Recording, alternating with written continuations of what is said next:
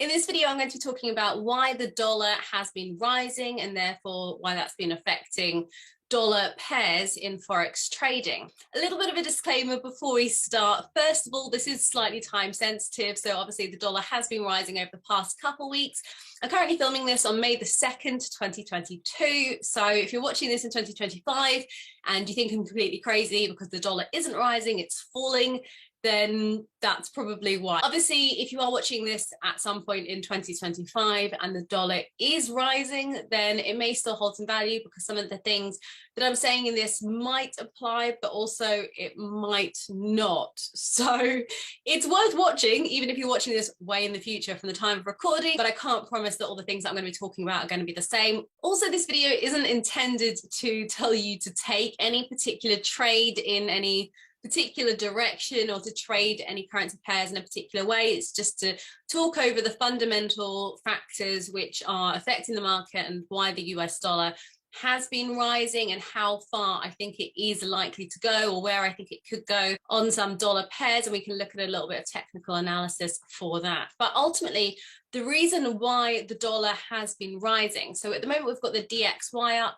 This is the American dollar index, so it just shows the American dollar on its own and its activity on its own. Whereas, for example, let me just put it on, this is the pound US dollar. So you can see that the pound has been going down against the US dollar. But we're just going to be looking at this. We'll go to the back to that in a minute. But for the moment, let's just look at it now. So this has an interesting point now, because you can see we are kind of at this key level where it's come back to a couple times. So what you can see here at this point, when it came up here before, this was March 2020. So this was just before the dollar crash due to everything with the pandemic. So you can see obviously the price of the dollar devalued in a sense. And the reason why it's coming back up now is effectively because people are putting their money back into the dollar. And the reason for that is a couple of reasons. First of all, interest rates have been raised now. So the reason why interest rates are raised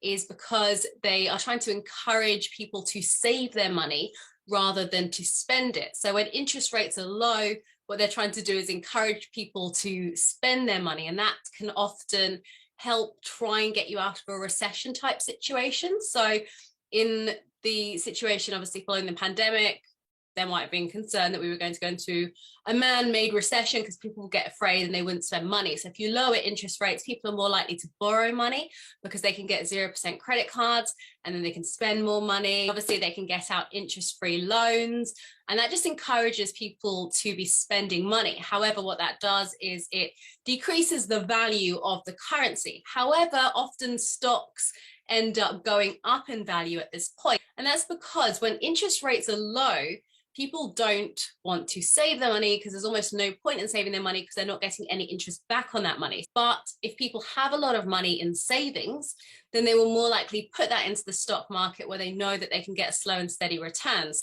So as the price of the dollar came down, you can also see things like the S&P 500, one of the American index funds, was actually going up really steeply. And that does often happen. You often get, as one goes up, the other comes down, and that's in line with interest rates. What's happened now is in America, they have put interest rates up again, and that is to encourage people to start saving and to stop spending. And obviously, as interest rates go up, the value of that currency goes up with it. And people also anticipate that the value of that currency will go up if an interest rate rise is also anticipated. Another thing is people with a lot of money are more likely to put their money into a currency where the interest rates are going up, and that's because they know that they're going to get interest on their money. So this could also be the result of people with a lot of money putting their money into the US dollar. Another factor which will be affecting it is the US dollar has always been seen as kind of a safe haven currency. So that means that when people are feeling a little bit uncertain, or if there's geopolitical tension going on, they're more likely to put their money into the US dollar than in other currencies. So for example, the pound isn't seen as such a safe currency. So people are more likely to be taking their money out of the pound or out of the euro as well, which is going on at the moment, and putting it into the dollar. So we will actually look at those two currency pairs in a minute just to see how they're looking against the US dollar and where they're likely to go or where they could be going. But I'll finish the sentence that I started and then got sidetracked. I realized like I started that sentence, another reason, and then I ended up talking about 50 other things before I actually got around to my point. And the point is, obviously, we've got geopolitical tension on at the moment because of the Russian invasion on Ukraine. So that's a reason why people are feeling a little bit uncertain and putting their money into the US dollar and perhaps taking it out of currencies such as the euro or the pound. Also, Europe gets a lot of their energy from Russia, and that's going to be playing a little bit of a factor when it comes to uncertainty. So what's really interesting when you look at the American index is you can see that we are at this point here. This is very much a key level where we're at now. This back here was December 2016. This was then March 2020. And then we are back up there now. And that will be the highest point that the American index has been since, this is 2002, 2002. 2002. This is 2002.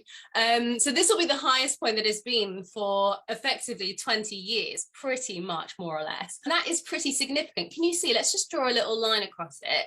I love drawing on support resistance lines when you get them at these really nice points where you can see that the market has come to this point on several occasions in the past. And if you look back here, this was 89.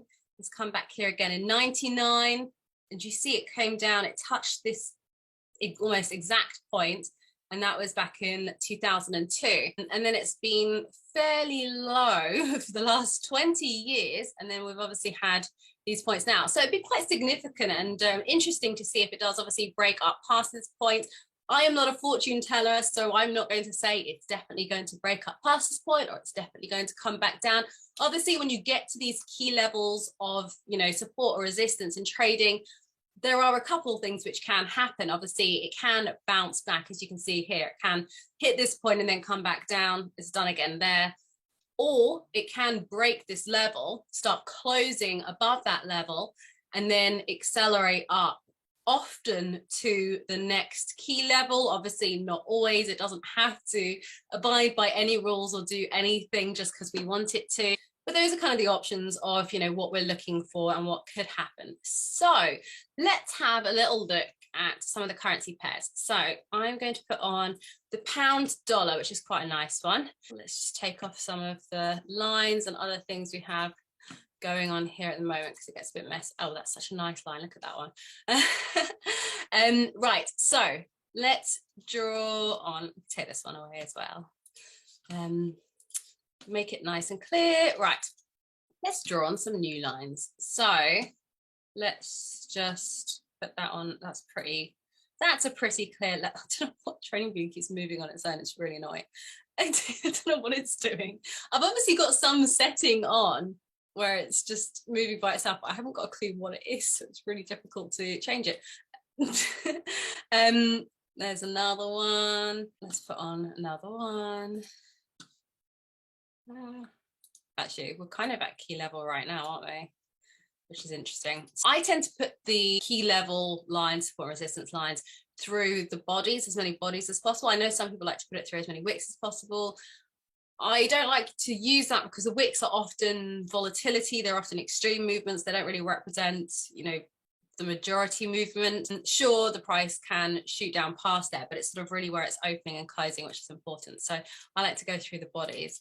I think it is likely to break down past this level and go on to the next one. And that's because we obviously have all of these fundamental factors at play. And I always say, when it comes to fundamentals versus technicals, fundamentals ultimately establish the long-term direction and they will override technicals.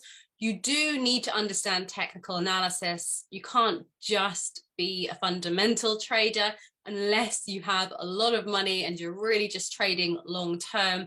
But you really do need to sort of understand where the key points to enter, what's likely to happen at certain points are. So I really think that you need a bit of both skills. you need to understand both types of analysis. And in a situation like this, we've got these key levels, but we also know, what's actually driving the market, what's moving the market at this point. So there's no guarantee that anything's going to happen at any of these key levels, but obviously it's likely that these could present good selling opportunities if you were short on the market and if certain factors play into it. So for example, if it starts to break down and start closing below that level, that could present a good selling opportunity. What also sometimes happens at key levels is you get a bit of an accumulation. So the market can just go backwards and forwards for a little bit. I don't know if you can see, you know, well, here's a great example, it's just going up and down. That can often happen at key levels. And it's a little bit of indecision and not really knowing where the market's going to do next, and perhaps people being afraid to make bold moves, traders being afraid to make bold moves. So there is nothing certain as to what can happen here. Also, what could happen is often when you have a really big move in one direction, you often get a bit of a recoil, and that can be just traders taking their profits from a big move. And also it's just a thing that happens in trading, like reverting to the mean. So, you know, if there is a big move that takes you way out of a previous zone, previous price range, then you will just naturally get a bit of a recoil. So those are the sorts of things we're looking for at this key level. So we're not making any decisions straight away. What we could get is it accumulating. We could get it bouncing back a bit before coming back down, or we could see it breaking that level and accelerating to the next one. So key things that you want to be looking for. I'm actually on the 1 week chart, so that's a really high time frame. Let's go down to the 4 hour chart.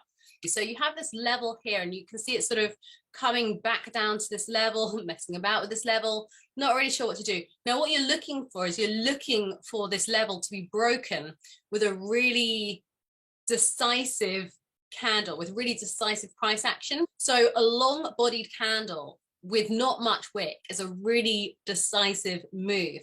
And we had that here.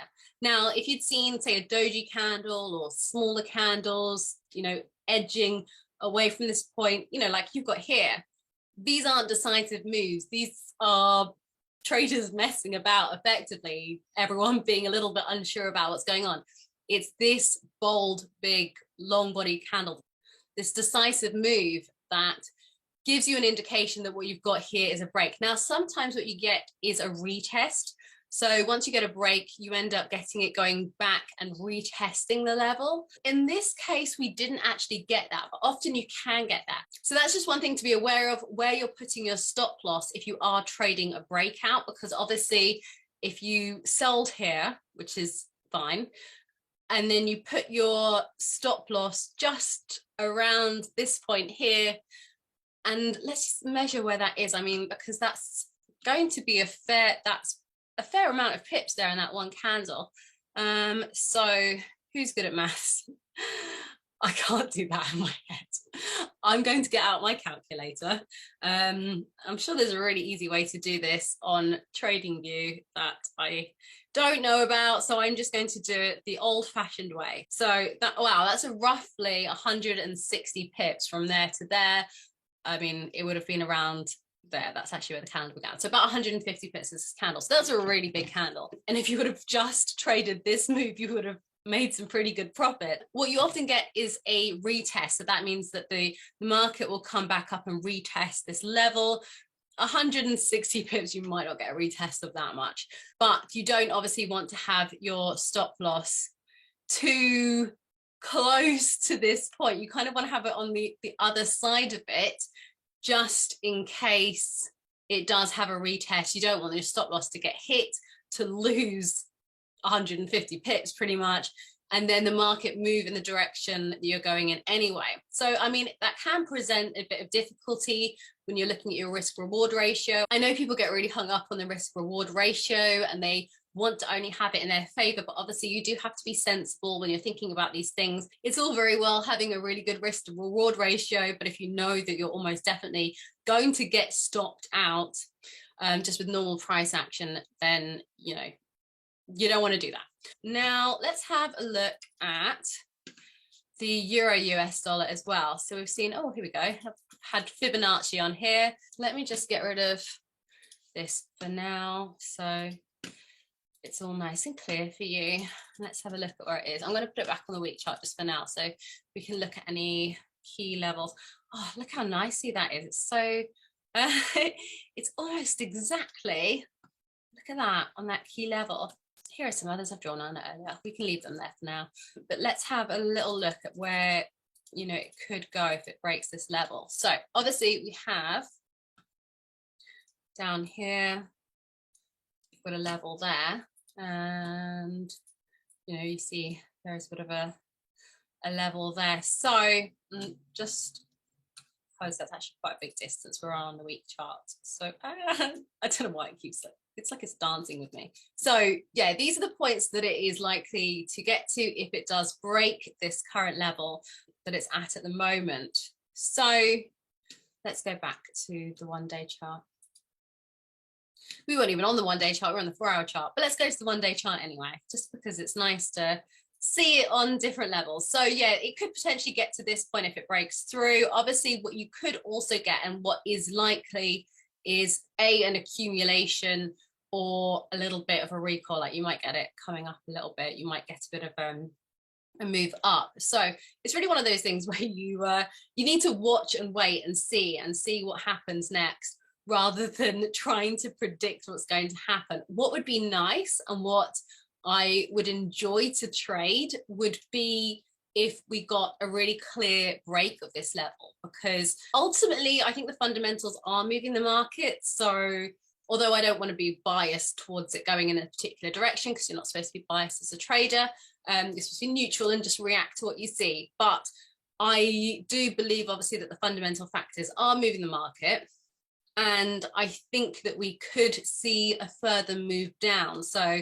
I would like to see a break of that level, with perhaps some really clear price action to indicate that it is breaking that level and continuing down. Then I would likely put my take profit somewhere around this next level, or you can always just move your stop loss along with it. So move your stop loss down as it moves down so that you're sort of trailing your stop effectively. If you want to understand more about what moves the markets and fundamental analysis, and want to get a better idea of what's moving the markets each day, then I would really recommend signing up to a service which talks about those things. So there is one called Adamas Principle, where in the mornings they go through all of the fundamental factors which are moving the markets. And it can be really helpful just to give you an idea of why things are moving. Because if you're just looking at technical analysis on its own, then that can be a little bit dangerous. Because, for example, if you're just looking at technical analysis on its own without realizing what's actually moving the markets or what's affecting the US dollar at the moment, then you might think that we would be getting a reversal at this point, because obviously we've hit this area of support. So it's really good to get an idea of that, and I highly recommend Adamas Principle. I will link to their website in the description below. If you enjoyed this video, make sure you give it a little thumbs up, as it's good for the YouTube algorithm and it means I can carry on creating this free content for you.